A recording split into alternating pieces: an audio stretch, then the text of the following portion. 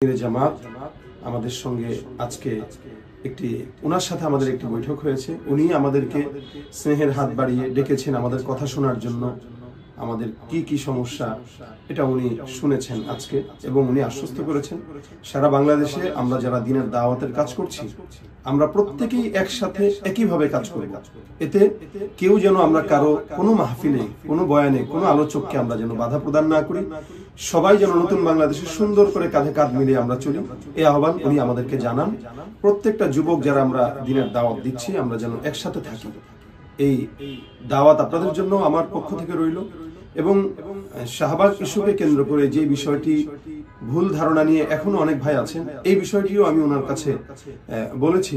উনি আমাকে বলেছেন যে আমি এই বিষয়টি জানি, এবং আসলে বিষয়টি একটু দুঃখজনক। কারণ এই বিষয়টি নিয়ে আমি আমার কোনো বক্তব্য, মৌখিক কোনো বক্তব্য নেই, এবং এটার সাথে আমার ন্যূনতম ঐচ্ছিক কোনো সম্পর্ক নেই। আমি সম্পূর্ণ এখানে একটি অনাকাঙ্ক্ষিত একটি বিষয়, যা বারবার আমি আগে বলেছি, এখনো বলছি।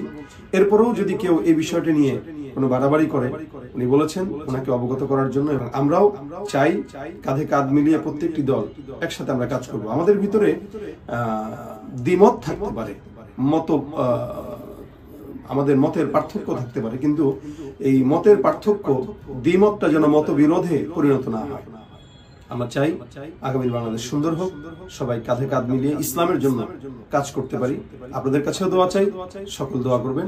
আসসালামু আলাইকুম ওয়া রাহমাতুল্লাহ।